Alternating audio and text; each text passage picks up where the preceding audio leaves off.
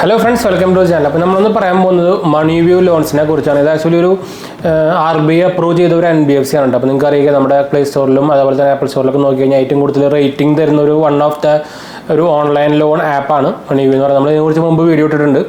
But we have Navy loans. Actually, loans app. നല്ല service തരുന്നതും നല്ല കറക്റ്റായിട്ട് ആർബിഐയുടെ സംഭവങ്ങളൊക്കെ ഫോളോ ചെയ്തപ്പോൾ നിങ്ങൾക്ക് റീസെൻ്റ്ലി കുറച്ച് കാലം മുമ്പ് തന്നെ അറിയണമായിരിക്കും. ചിലപ്പോൾ കുറച്ച് കാലം മുമ്പ് നമ്മുടെ ക്രെഡിറ്റ് ബി ഉണ്ടല്ലോ, ക്രെഡിറ്റ് ബീനെ ആക്ച്വലി ആർബിഐ ബാൻ ചെയ്തിട്ടുണ്ടായിരുന്നു. അവർ കറക്റ്റായിട്ട് റൂൾസ് ഫോളോ ചെയ്യാത്തതിനൊക്കെ, അതുപോലെ തന്നെ മണി ലെൻഡിങ് പ്രോസസ്സ് മര്യാദയ്ക്ക് ചെയ്യാത്തതുകൊണ്ട് അവർക്ക് ബാനും കാര്യങ്ങളൊക്കെ ഇടുന്നു. അപ്പോൾ ഞാൻ ക്രെഡിറ്റ് ബി തീരെ റെക്കമെൻഡ് ചെയ്യാൻ മുമ്പ് അതിനെ കുറിച്ച് വീഡിയോ ഇട്ടുണ്ടായിരുന്നു. അവരുടെ കസ്റ്റമേഴ്സായിട്ട് ഭയങ്കര പൊട്ടയാണ്. അപ്പോൾ MONEYVIEW ഞാൻ നോർമലി നമ്മളോട് ചോദിക്കുമ്പോൾ ഞാൻ ആക്ച്വലി റെക്കമെൻഡ് ചെയ്യുന്ന വൺ ഓഫ് ദ ആപ്പാണ് MONEYVIEW എന്ന് പറയുന്നത്.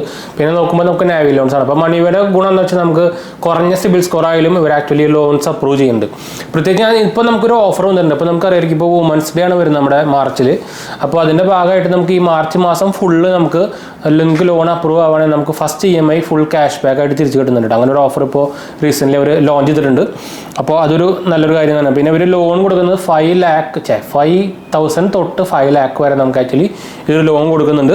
പിന്നെ നിങ്ങൾക്ക് അറിയായിരിക്കും ഇത് ഇൻസ്റ്റൻറ്റ് ലോൺ ആപ്പാണ്. അപ്പോൾ നമുക്ക് 2 മിനിറ്റിൽ തന്നെ ലോൺ അപ്രൂവ് ആയിട്ട് കിട്ടും. നിങ്ങൾക്ക് അതിൻ്റെ അവരുടെ സൈറ്റിൽ പോയി കഴിഞ്ഞാൽ നമുക്ക് ലോൺ ചെക്ക് ചെയ്യാനുള്ള സംഭവങ്ങളൊക്കെ നിങ്ങൾക്ക് എലിജിബിലിറ്റി ഉണ്ടോ ചെക്ക് ചെയ്യാനുള്ള അവരെ ഫോൺ നമ്പറും കാര്യങ്ങളൊക്കെ ഡീറ്റെയിൽസ് വെച്ചിട്ട് ചെക്ക് ചെയ്യാനുള്ള ഒരു സംഭവം കിട്ടുക. അപ്പോൾ ഞാൻ നേരത്തെ പറഞ്ഞ പോലെ തന്നെ നമ്മുടെ റെഫറൽ ലിങ്ക് ഞാൻ താഴെ കൊടുത്തിട്ടുണ്ട്. ചെക്കൗട്ട് ചെയ്യാൻ മറക്കണ്ട.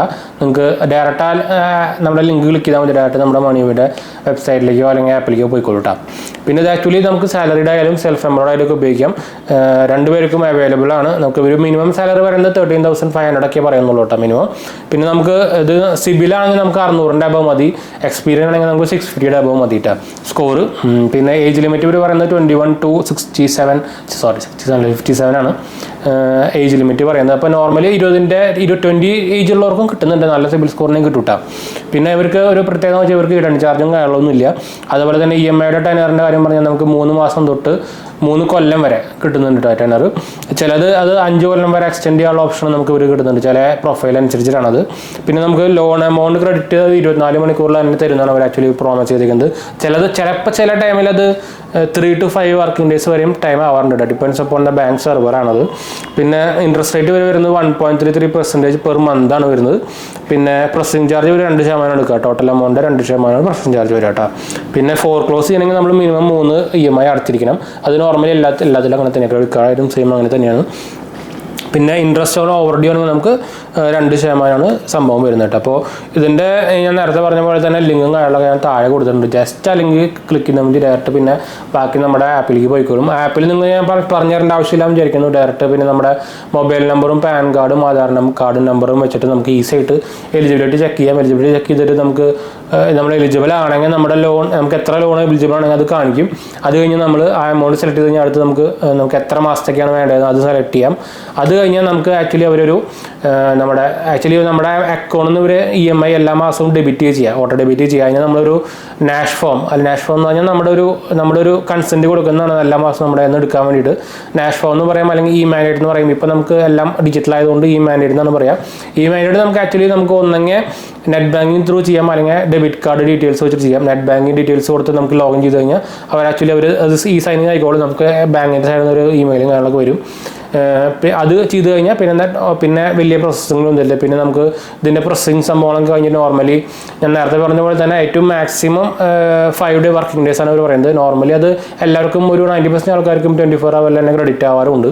അത് ഡിപ്പെൻസ് ആണ് നമ്മുടെ ഇപ്പോൾ നമ്മൾ ഉപയോഗിക്കുന്ന ഏത് ബാങ്ക് അക്കൗണ്ടിലേക്കാണ് നമുക്ക് വേണ്ടതെന്നുള്ള അതിൻ്റെ സെർവറിൻ്റെ ഇതനുസരിച്ചിരിക്കും കേട്ടോ.